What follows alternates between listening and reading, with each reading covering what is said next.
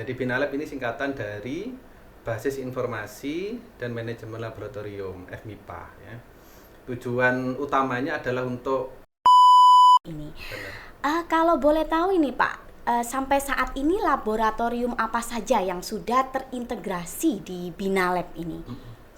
Untuk laboratorium apa saja tentu, hingga kami sebagai kalab itu merasa resah kalau ini ada kerusakan terus mahasiswa nggak ditagih bebas lab terus gimana gitu kan.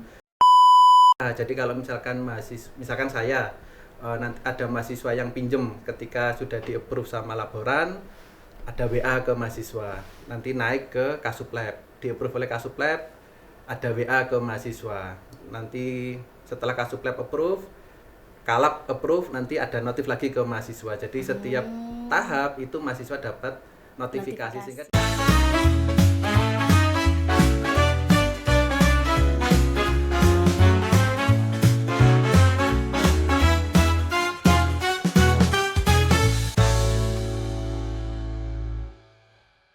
Assalamualaikum warahmatullahi wabarakatuh. Apa kabar Sobat MIPA semua? Semoga selalu sehat, semangat, dan penuh inspirasi.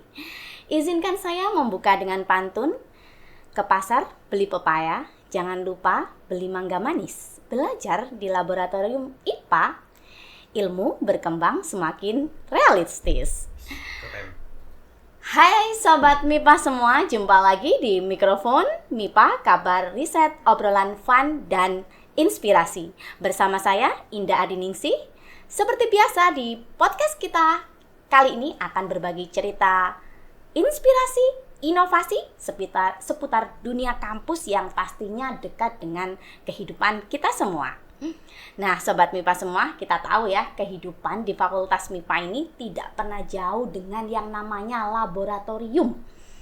Ada yang sibuk praktikum, ada yang sibuk ngambil data untuk tugas akhir, ada yang tekun sekali melakukan eksperimen di lab. Bisa dibilang nih, laboratorium untuk mahasiswa maupun dosen Fakultas MIPA itu adalah rumah kedua. Coba deh bayangin dalam satu semester berapa banyak coba kita masuk ke lab. Pasti sering kan? Mungkin hampir setiap hari mulai Senin sampai Jumat.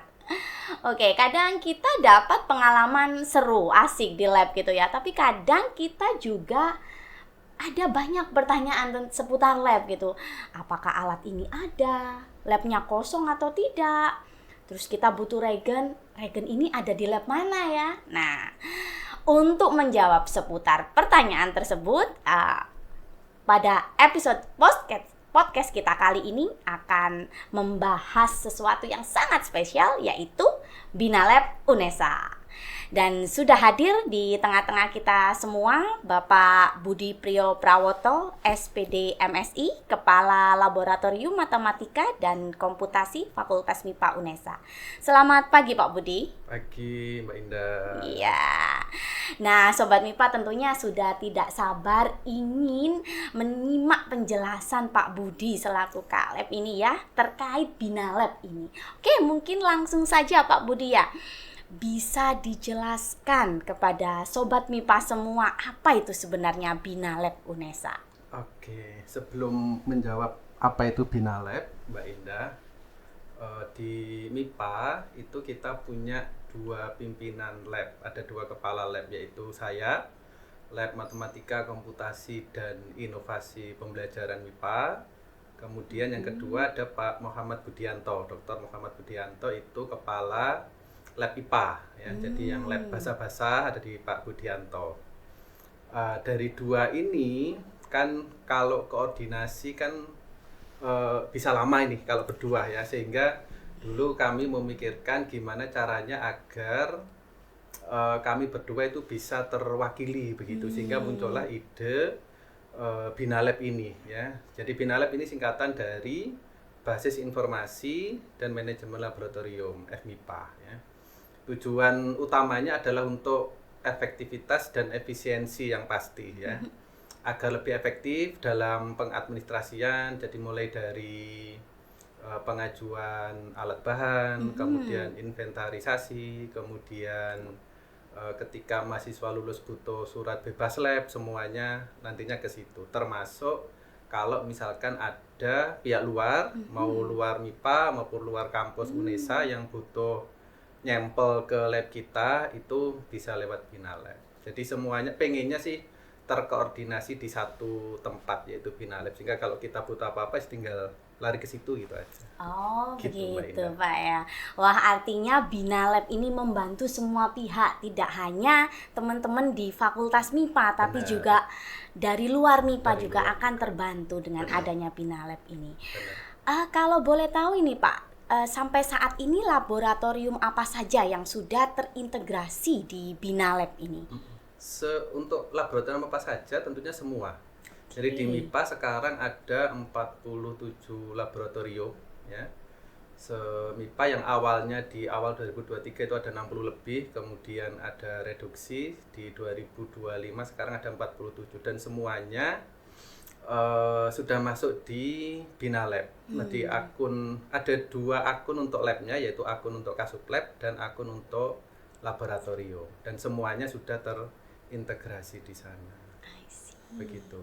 Wah, sudah lengkap rupanya ya Pak Sudah ya. lengkap, sudah lengkap. Oke, berbicara tentang kelengkapan nih, fitur-fitur apa yang ada di Binalab ini Pak? Oke, jadi yang tadi sudah saya sebutkan di awal, yang pertama pasti inventarisasi ya. Jadi sebenarnya berangkat dari keresahan awalnya itu. Bagaimana ketika ada monitoring dari rektorat ya, dari BPM, dari BPI itu meminta inventarisasi atau daftar opnam di masing-masing lab. Kan biasanya kan kita pasti nanya ke Kasuplabnya, inventarisnya mana, ke 47 itu, dan itu jadi ribet gitu kan. Sehingga dengan adanya Binalab ini, ketika ada monef, ada audit gitu, kita tinggal lihat Binalab, oh yang ada sekarang ini bahannya jumlahnya sekian, alat yang bagus kondisinya, yang rusak kondisinya ada, langsung dapat gitu ya, langsung dapat. Ya. Itu satu terkait dengan inventarisasi. Kemudian yang kedua adalah terkait dengan peminjaman. Jadi mahasiswa, baik mahasiswa, dosen, tendik yang pengen melakukan penelitian ya, kalau praktikum kan ada koas yang membantu koordinasi. Betul. Gitu ya. Kalau praktikum, untuk penelitian skripsi ataupun penelitian yang berdana, hibah, misalkan mahasiswa dapat hibah dari universitas, dari fakultas maupun dosen, dan juga tendik, itu peminjaman labnya ya lewat Binalab itu. Jadi melalui peminjaman, jadi booking, misalkan kita butuh hari ini sekian jam misalkan, atau kita butuh alat ini di lab ini, langsung diklik saja di situ terkait dengan peminjaman. Kemudian ada pemeliharaan. Nanti kalau misalkan ada alat rusak, dimasukkan ke pemeliharaan, atau kalau misalkan nggak bisa diperbaiki, langsung ke penghapusan. Ya. Terus fitur berikutnya adalah bebas lab. Alhamdulillah di bulan sekarang Oktober, September, Agustus kemarin, saya menyampaikan ke Pak WR 4 ya, untuk mengintegrasikan Binalab dengan SSO. Kemudian ditindaklanjuti oleh PPTI, akhirnya Kasubdit PSIO Bu Rindu dari Informatika mau datang ke MIPA kemarin sama Mas Ja'far. Jadi dilihat kita punya Binalab, kemudian sebenarnya keresahan juga karena di MIPA itu kan alat-alat labnya kan bisa rusak ketika digunakan mahasiswa. Beberapa kasus misalkan kayak gelas ukur, kemarin kasus di lab matematika itu ada komputer yang dijatuhkan mahasiswa gitu lah. Ketika mahasiswa mau lulus itu di SIM Yudisium nggak ditagih, sehingga kami sebagai kalab itu merasa resah kalau ini ada kerusakan terus mahasiswa nggak ditagih bebas lab, terus gimana gitu kan. Ternyata di SSO itu sudah ada aplikasi Binalab, bebas lab, aplikasi bebas, tapi itu terbatas di FT saja, tidak untuk fakultas lain, sehingga kami MIPA berkomunikasi dengan Bu Rindu untuk mengintegrasikan di MIPA punya Binalab. Kalau terkoneksi dengan bebas lab gimana? Dan alhamdulillah bisa. Jadi untuk ke depan mahasiswa ketika mau ngurus SIM yudisium dia harus bebas di Binalab dulu. Kalau di Binalabnya nggak dapat approve dari Kalap, maka dia nggak bisa ngurus SIM yudisium. Begitu. Sehingga ini pesan untuk Bapak Ibu Kasuplab dan juga laboran agar bisa memaksimalkan Binalab. Jadi semua kegiatan semuanya harus lewat Binalab supaya tidak ada yang miss. Ketika mahasiswa menggunakan lab tanpa masuk di Binalab, maka kalau ada kerusakan atau apa, mahasiswa bisa lolos nanti. Begitu. Di luar record di ya luar Pak record, ya. sehingga kan yang meng-approve kan Kalap, karena di Binalab ini ketika ada mahasiswa atau dosen atau tendik yang melakukan kegiatan di lab, itu nanti ketika selesai laboran akan memberikan statusnya ini bebas tanggungan atau dengan tanggungan. Nah, ketika bebas tanggungan maka mahasiswa bisa mengajukan bebas lab ke Kalap. Jadi tidak perlu kalau kemarin kan mahasiswa datang ke Kasuplabnya satu-satu minta tanda tangan sekarang sudah enggak. Jadi dari Binalab sudah mengidentifikasi ketika nggak ada tanggungan maka mahasiswa bisa langsung ngajukan bebas lab dan itu langsung approve oleh Kalap tanpa melalui Kasuplab yang ada di prodi. Jadi lebih simpel harusnya. Iya. Begitu, Dan lebih Indah. memudahkan Lebih ya. memudahkan, Iya. benar. Oke, ya sangat mudah sekali ya Harusnya sebenarnya iya. ya, sangat mudah Harusnya sekali. iya. Dan sudah terintegrasi dengan SSO ya Pak ya. Insya Allah ya. Untuk kedepannya ini Pak, apa harapan Bapak terhadap pengembangan Binalab ini? Oke, ini yang masih karena berproses Mbak Indah ya. Jadi semuanya di awal-awal gini kan pasti ribet-ribetnya pasti di awal gitu kan. Nah, salah satu yang ribet adalah input database sebenarnya. Jadi kayak kemarin alhamdulillah sudah selesai input inventaris, kemudian input layanan. Cuma sampai sekarang itu belum semua layanan terinput di Binalab oleh Bapak Ibu Kasuplab ya. Jadi termasuk layanan yang digunakan oleh pihak luar ya, yang berbayar. Nah, pengennya kami dengan datangnya alat-alat baru karena kan tiap tahun ada beberapa alat yang dibeli oleh teman-teman Kasuplab, pengusulannya lewat Kasuplab kemudian disetujui oleh Kalap dan diadakan oleh PPK. Nah, dengan adanya alat baru pasti layanan yang muncul kan tambah lagi. Nah, itu harapannya bisa masuk ke Binalab.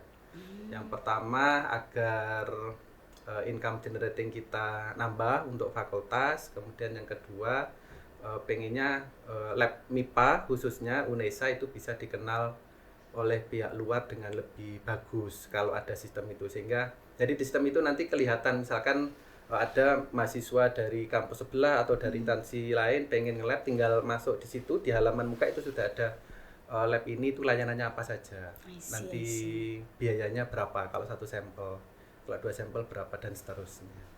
Oh ya, untuk pihak dari luar ini Pak, bagaimana cara mengakses Binalab ini? Karena kalau kita kan bisa dari SSO nih. Benar. Bagaimana dengan pihak dari luar ini? Sebenarnya tidak masuk SSO Mbak Indah. Jadi tetap domain kita sendiri. Cuma ketika ada mahasiswa yang mengajukan bebas lab, maka dia notif ke SSO. Baru SSO-nya nanti kebuka.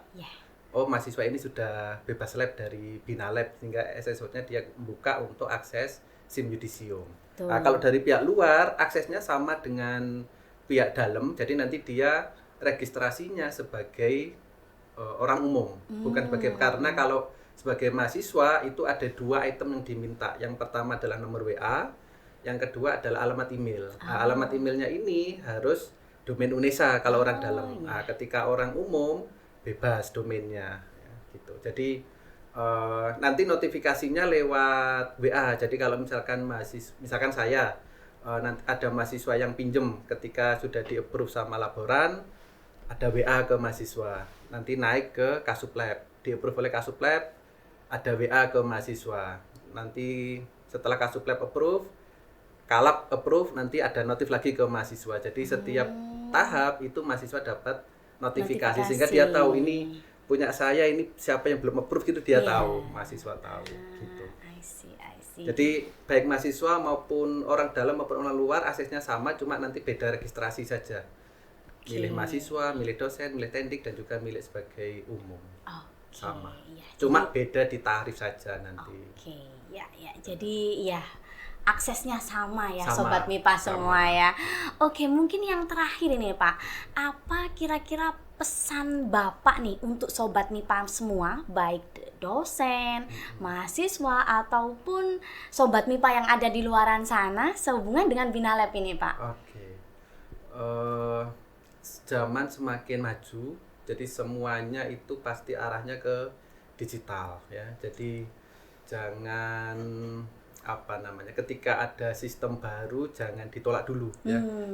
Dicoba dulu begitu ya. Ketika sudah masuk pasti akan merasa kemudahannya ada di mana begitu. Sehingga saya berharap bagi mahasiswa MIPA khususnya, dosen dan teknik di MIPA juga, mari menggunakan sistem yang ada di MIPA, karena tidak hanya Binalab sebenarnya Mbak Indah, banyak sistem yang dikembangkan di MIPA, dan itu ide awalnya semuanya adalah demi kebaikan, demi kemudahan. Jadi tidak ada hal yang kita bangun itu untuk mempersulit malahan daripada yang sebelumnya. Jadi demi kemudahan semua. Jadi harapannya Binalab bisa dipakai untuk kegiatan entah praktikum, entah penelitian, dan seterusnya, baik dosen, tendik, mahasiswa.